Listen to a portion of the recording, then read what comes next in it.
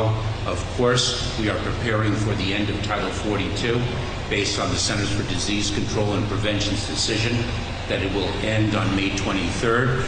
That does not mean that the border is open beginning on May 23rd.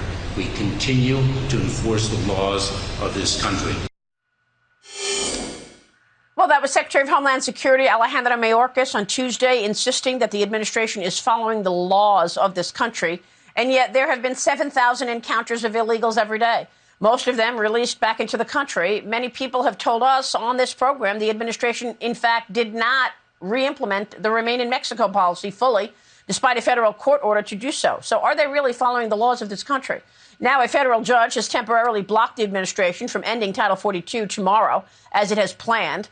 The White House says this weekend it will appeal the ruling. So will they blow off the court ruling again? And what about the thousands of people who had planned to flood the border ahead of Monday's deadline to overturn Title 42? My next guest says it is too late for the ruling, and he is expecting 18,000 apprehensions tomorrow at the border and every day after. Senator Roger Marshall is at the border in McAllen, Texas this morning. He sits on the Senate Help Committee and is also a medical doctor himself. Senator, it's good to see you. Thanks very much for being here. I know you have done humanitarian work all around the world. Haiti, you were in Poland just a few weeks ago. How would you assess the southern border today? Well, Maria, this is a human tragedy here. At nighttime, it looks like a war zone. There's a sea of humanitarian crisis here. Every evening and every day it's lived out as well. And I want to just shout out the Border Patrol officers. They're doing an incredible job. The Department of Public Safety here in Texas, all those people are doing the best, but they're just simply overwhelmed. This is an unsustainable crisis. It's a war zone every night. I'm calling on Joe Biden to come down here and see this for himself. And I don't mean do a flyby stop at the airport here in McAllen. He needs to come down and spend some time on the river. He needs to fish people out of this Rio Grande River behind me after they've traveled thousands of miles. He needs to go up the interstate here 60 miles and pick up people that have been traveling for 2 or 3 days without water in the desert here as well. He needs to go with those farmers and ranchers who are finding dead bodies on their ranches now. Most every day now they're finding dead bodies. Unbelievable. And I have a shot of one dead body found by Christopher Olivares. This is the Department of Public Safety. And Christopher Olivares pointed out that this woman is from Honduras. She was found dead in the brush. He says that in April, there was a record high in the Department of Homeland Security history, 234,000 encounters, over 118,000 released into the country. This is a record number of people coming over. Fentanyl seized by CPB officers, nearly 1,400 pounds seized of fentanyl in the month of April. Tell me what you're expecting, and do you think that they will pause lifting Title 42 after the federal judge ordered to do so tomorrow?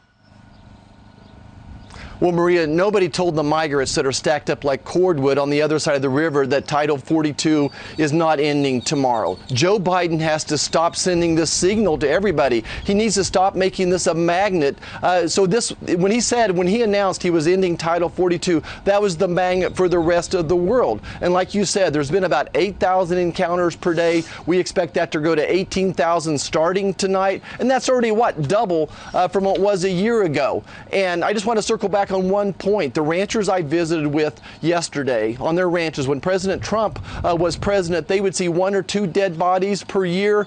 They've already found 100 bodies on one ranch on year to date right now. So this is exploding. The fentanyl, all those issues you talked about is why this is a war zone.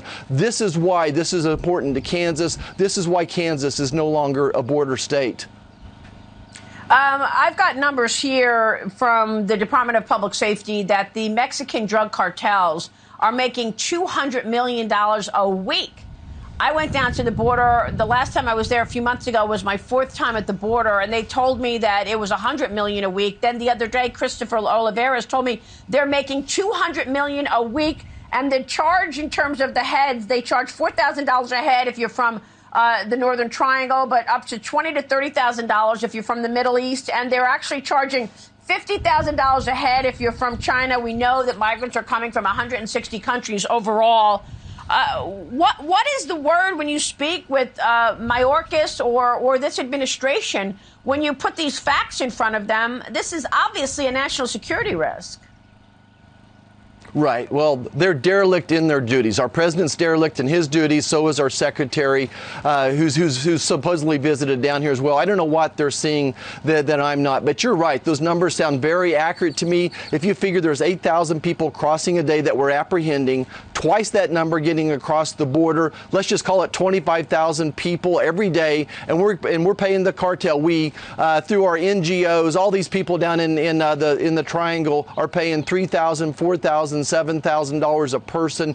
Joe Biden is making the cartel rich, and he's threatening our national security. Maria, this is the greatest national security crisis that's immediately facing this nation right now. Well, it's incredible that we don't have anything stopping it from the. Is this intentional that the administration wants all of these people? 18,000 people coming across in one day. We don't have the border agents to actually police that.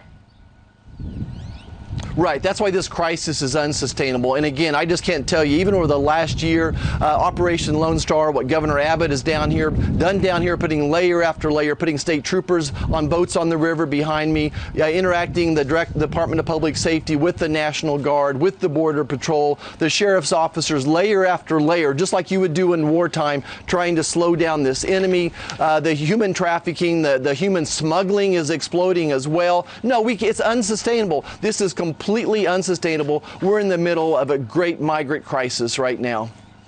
Well, the other thing is that it's emotional because you're seeing these people dying in front of you. I mean, how many people do they jam into one car when you find these migrants? They're dehydrated and starving, right?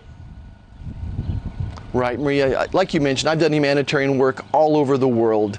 And I'm not bothered by a lot of things, but just going to the detention center the first night, and again, the Border Patrol doing everything humanitarian possible. But before they get their shower, before they brush their teeth for the first time in 2 weeks, before they've had food, before they get hydrated, it is absolutely a crisis to see two beautiful little girls, ages 6 and 8, on the river by themselves with their parents that paid the cartel to get them to this country. They gave them a phone number to call when they got here.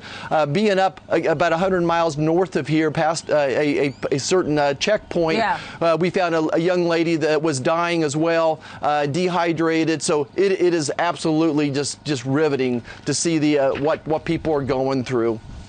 It's a heartbreak. It's certainly a heartbreak. Senator, thanks for going down there and waiting till tomorrow to see what takes place and if they do blow off the federal ruling again. Senator Roger Marshall, we will talk soon. Thanks very much, sir.